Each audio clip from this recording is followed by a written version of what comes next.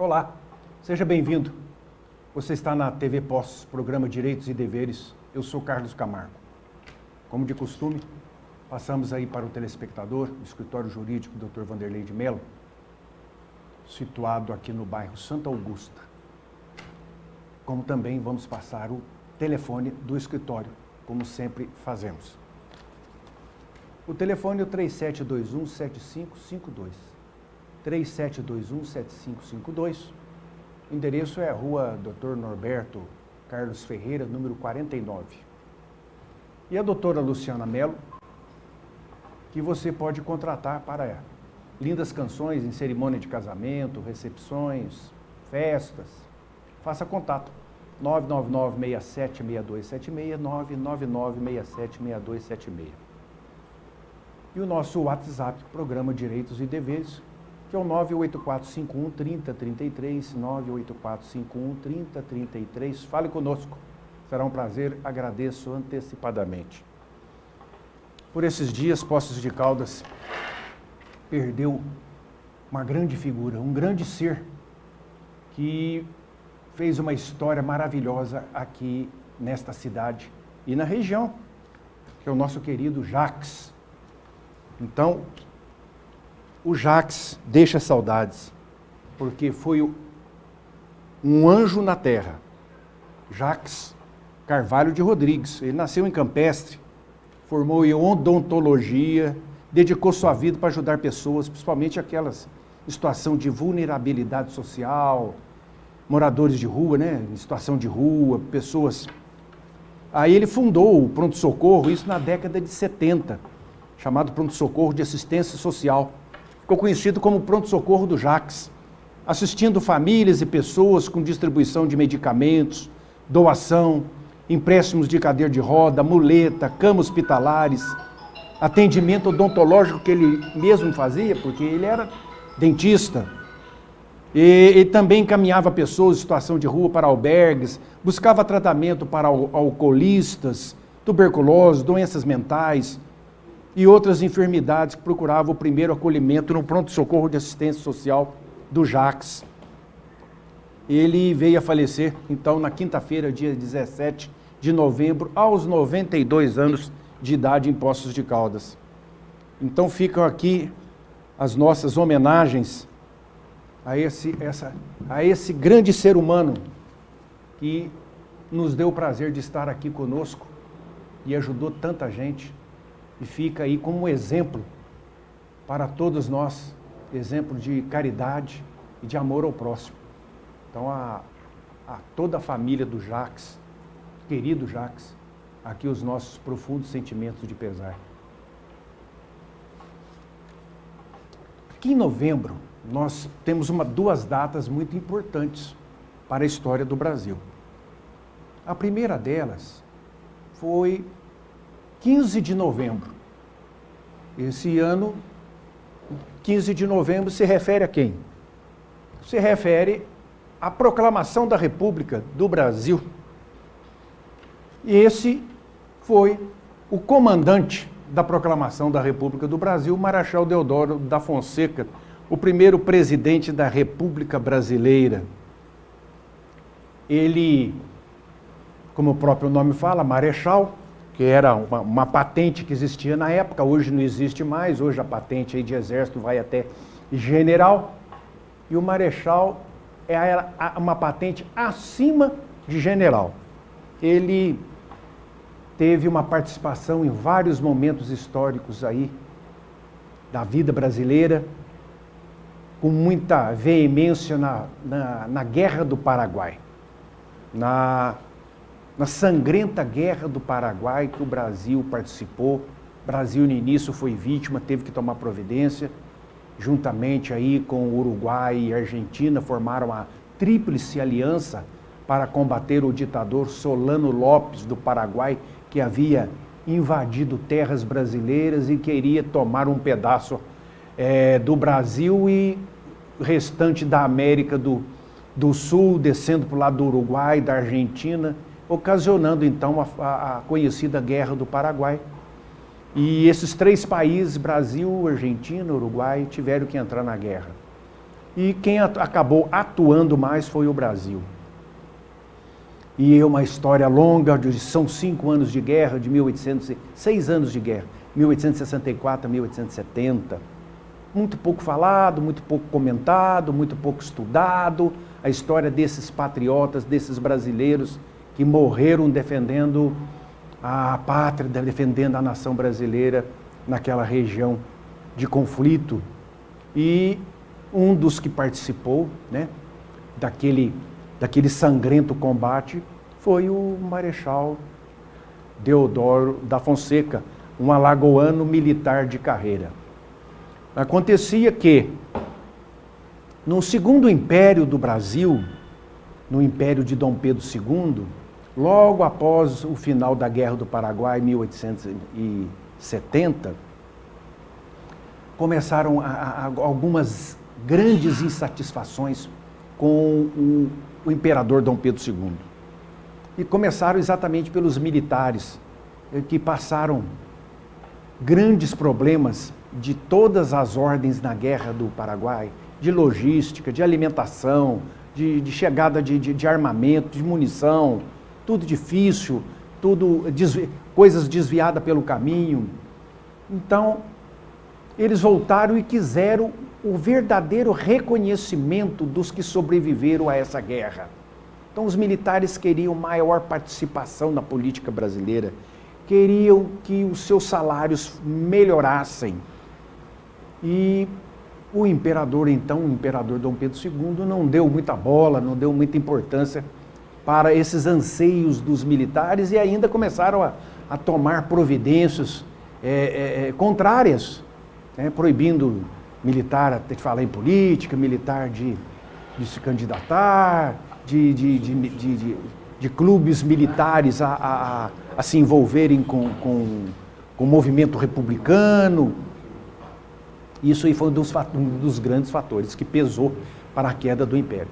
E o outro grande fator também foi a abolição da escravatura, que foi um ano antes, né? Foi em 1888, em 13 de maio de 1888, depois de uma longa luta dos abolicionistas, aconteceu que em 13 de maio a princesa Isabel, filha de Dom Pedro II, no momento ele se encontrava na Europa, ela então, atendendo aos anseios da sociedade, resolveu dar um basta naquilo e assinou a conhecida Lei Áurea, em 13 de maio de 1888.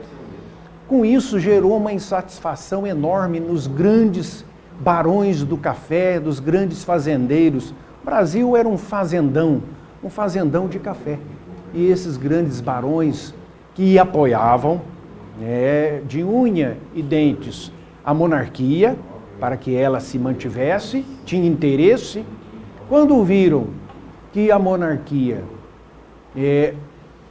ia desabar, e quando viram que, por causa da abolição da escravatura, eles iriam perder todo aquela legião de serviçais, né, de escravos que tinham para fazer as fazendas funcionarem, se viraram também contra o imperador.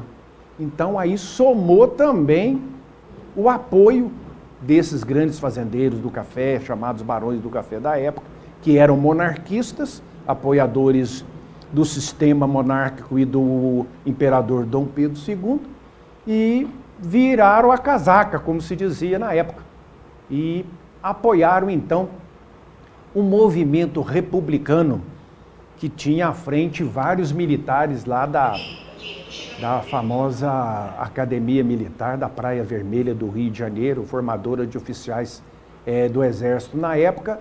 E esse movimento republicano, que já tinha nascido há décadas no interior de São Paulo, mais precisamente em Itu, e depois foi se alastrando pelo Brasil, esse movimento republicano, inspirado na Revolução Francesa de 1789, da chamada Queda da Bastilha, onde o rei da França foi destituído, e então foi colocada no lugar da monarquia francesa uma república. Esse movimento chamada Queda da Bastilha, Revolução Francesa, desencadeou pelo mundo afora a queda de vários monarcas, imperadores, reis, e 100 anos exatamente chegou no Brasil. E então, na América do Sul, o único reinado que existia, ou melhor dizendo, o império, era no Brasil. O restante da América do Sul já havia sido dividido em várias repúblicas, revoltas, movimentos separatistas, e isto iria acontecer no Brasil com certeza mais cedo ou mais tarde. O Brasil não teria esta unidade nacional que tem hoje, esse território contínuo enorme, de mais de 8 milhões de quilômetros quadrados, porque também iria se dividir em vários países. Existiam movimentos separatistas na Bahia, em Pernambuco, o anterior, até mesmo em Minas Gerais, através da Inconfidência Mineira, que queria também a libertação, criar um estado, um país, Minas Gerais, Rio de Janeiro. Por aí afora, o Rio Grande do Sul, com a famosa Revolução Farroupilha, que queria a separação do sul do Brasil, criar um outro país lá, com Rio Grande do Sul, Santa Catarina e Paraná. Então, a unidade nacional ia esfacelar. Então, esse movimento republicano veio para mudar o sistema de controle do Brasil, de um sistema monárquico, parlamentar, constitucional, porque tinha Constituição, tinha parlamento e tinha o imperador, então era monárquico. Trocar para um republicano, um presidencialista, como é até hoje, parlamentar também, como é até hoje. Então, com este famoso golpe militar, como eu disse, iniciado por militares, mas teve participação de civis também, principalmente o pessoal que era mais da área da cultura literária, dos jornalistas, advogados, e todos ali, o mentor intelectual foi o Benjamin Constant, Quintino Bocaiúva, Campos Salles, vários outros que lideraram esse movimento e convenceram a Marechal Deodoro a fazer essa declaração. Que na realidade o Marechal Deodoro ele proclamou República Provisória do Brasil. Ele queria que o povo escolhesse, ele agiu democraticamente dizendo: eu vou proclamar a República Provisória e deverá haver um plebiscito onde o povo vai escolher se quer a República Federativa Presidencialista ou se quer uma monarquia. E isso, o Brasil ficou 104 anos sendo uma república provisória. Somente em 1993 houve um plebiscito nacional para escolher presidencialismo, parlamentarismo, monarquia. Muitos dos telespectadores que estão nos assistindo, como eu, também fui votar naquele plebiscito e dali para frente, então, ficou conhecido aí como o dia que foi, então, resolvido o problema, que a República deixou de ser uma provisória para ser uma efetiva. E assim, espero que continue sendo uma República Federativa Presidencialista. Está vindo aí um movimento para se transformar em semipresidencialismo, como eu já disse aí no programa passado. Já que a gente volta.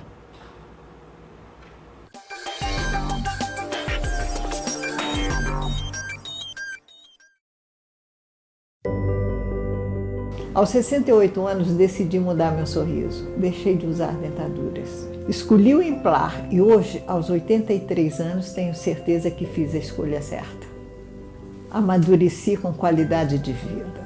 Faça como eu, venha para o Implar e volte a sorrir.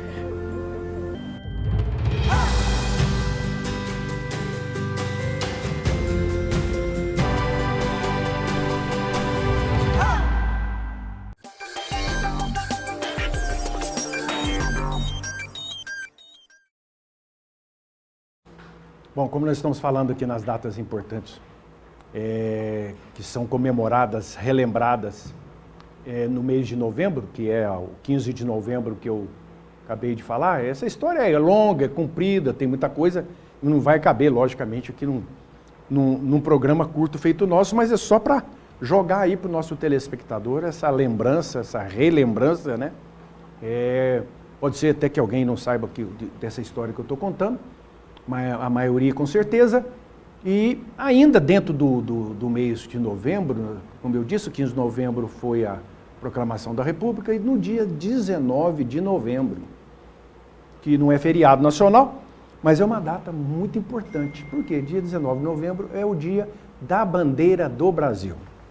Tão falada bandeira do Brasil, tão questionada bandeira do Brasil, tão vilipendiada, maltratada bandeira do Brasil. E essa bandeira do Brasil foi a primeira providência que o Marechal Deodoro da Fonseca, após assumir a presidência do Brasil no ano de 1889, era mudar a bandeira, porque a bandeira que nós tínhamos era a bandeira do Império, né? Então precisava, já não existia mais Império, então qual que é a primeira providência? Mudar a bandeira. Todo país que muda aí o seu regime, como aconteceu nos países afora que eu estava contando aqui, todos foram mudando bandeira.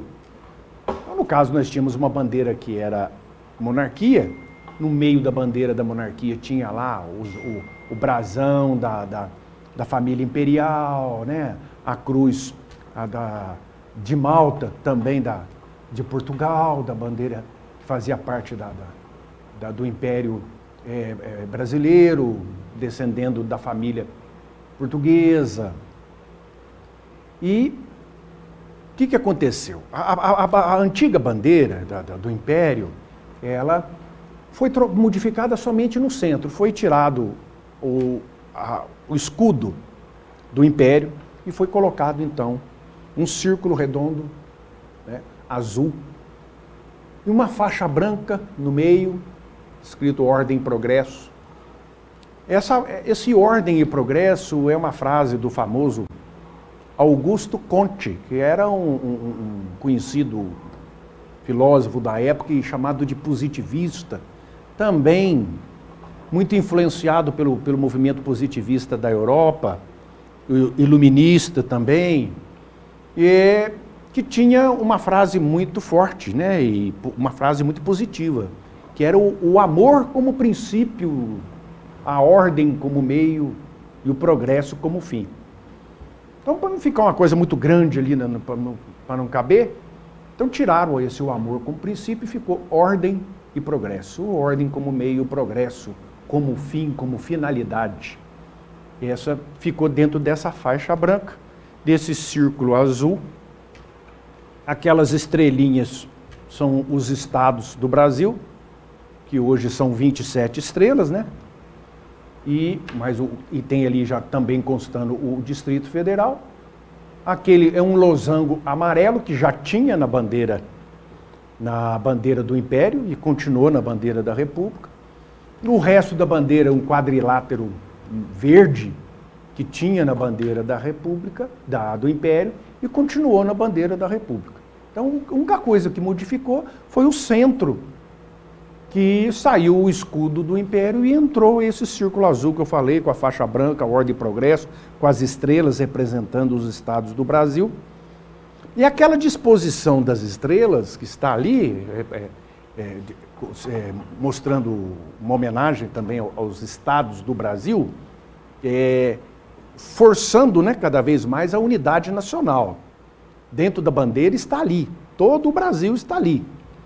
Essas estrelas, aquela disposição segundo os astrônomos da época, né, era o céu do Brasil no dia que foi proclamada a República, no 15 de novembro de 1889.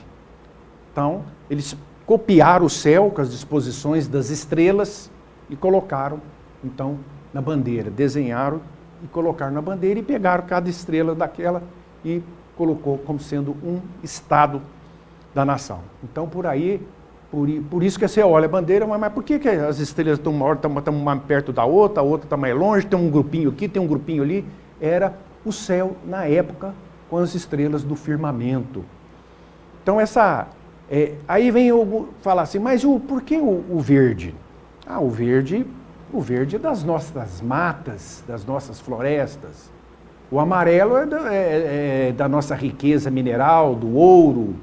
Então, mas aí vem outros dizendo, não, o verde já estava na bandeira do Império, o verde diz respeito à família imperial, era a cor da família imperial de Dom Pedro. O amarelo era a cor da família imperial da Leopoldina, esposa de Dom Pedro, que veio lá da Áustria.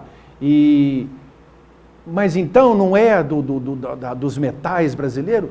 É tudo isso, não modifica nada. Foi aproveitado porque o Império também faz parte da história do Brasil. E esse verde também diz referência à luta portuguesa contra os mouros, na invasão dos mouros em Portugal, onde o verde simbolizou a luta portuguesa contra a invasão dos mouros. O amarelo simbolizava também para os portugueses a luta de Portugal para conseguir anexar o sul de Portugal, um pedacinho que tem lá no sul, conhecido como Algarves. Então, Algarves.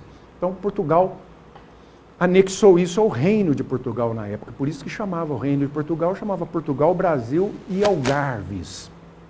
Hoje está unido lá aquela pontinha do sul de Portugal, Algarves.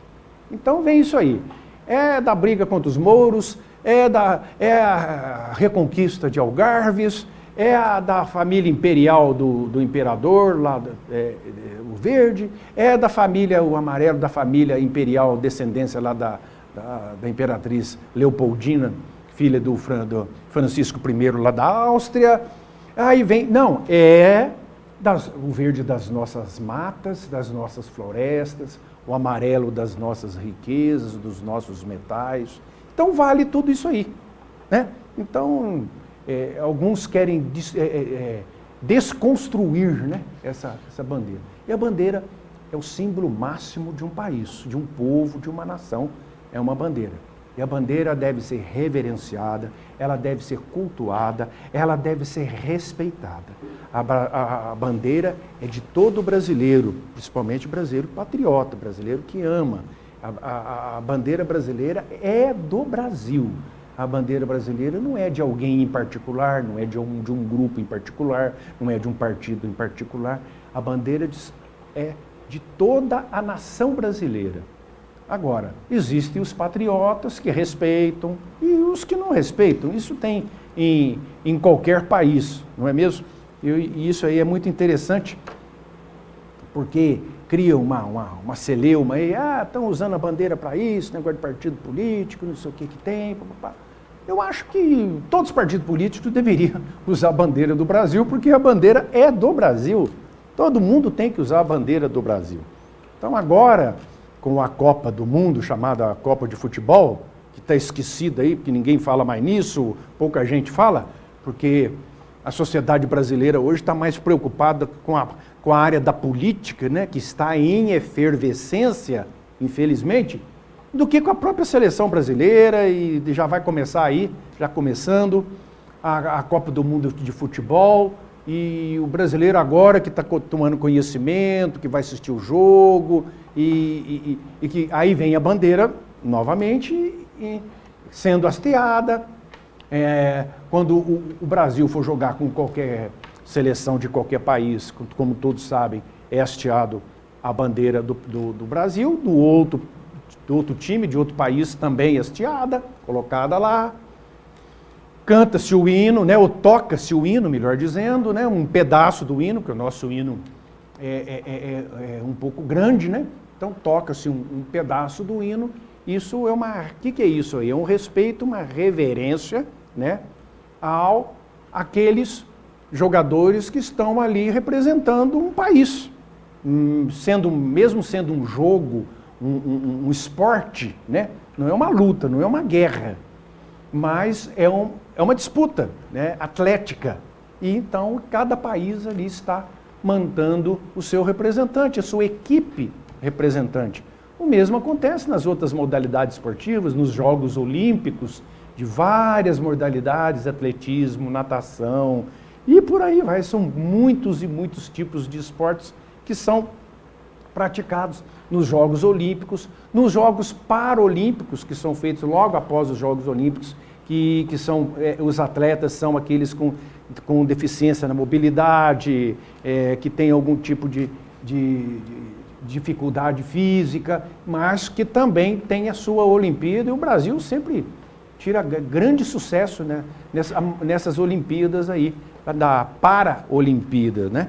Então, da mesma forma, o Brasil está ali, a bandeira brasileira é hasteada, o hino brasileiro é tocado, como dos outros países também. Então, todo país tem o seu hino, todo país tem a sua bandeira, em todos os lugares do mundo, no estrangeiro, se respeita a bandeira nacional, se cultua a bandeira nacional, e eles não concordam com qualquer tipo de ofensa à bandeira. E nós também não devemos concordar, não é mesmo? Então, sinal de respeito à bandeira brasileira, não só a bandeira brasileira, mas aos símbolos nacionais, que é a bandeira brasileira, o hino nacional brasileiro, o brasão da República, o selo nacional, que é chamar um outro logotipo para ficar aí mais fácil de entendimento. Então nós tivemos no mês de novembro essas duas datas muito importantes, que foi a proclamação da República do dia 15 de novembro de 1889, dia da bandeira, que foi hasteada, rapidinho fizeram a bandeira, para ser hasteada, e ficou sendo o dia de 19 de novembro de 1889 também, né? 4 dias depois. Hoje, né, a bandeira brasileira em tamanho, vamos dizer assim, gigante, ela fica lá 24 horas, né, o ano inteiro, 365 dias hasteada em Brasília, uma bandeira gigante, uma bandeira enorme.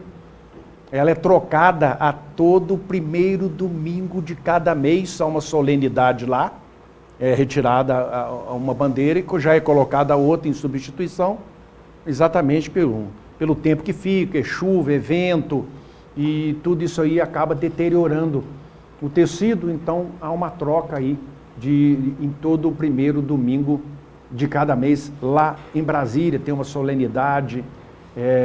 Isso aparecia muito na mídia, na TV antigamente. Hoje a gente não vê mais nada disso, ninguém fala mais nada dessa atitude aí burocrática. Porque ao içar aquela bandeira naquele local lá, é um ato de soberania nacional, porque lá é a capital do Brasil, Brasília, e é um ato de demonstração de soberania nacional. Aquela bandeira representa todo o país, lá do Oiapoque ao Chuí, né?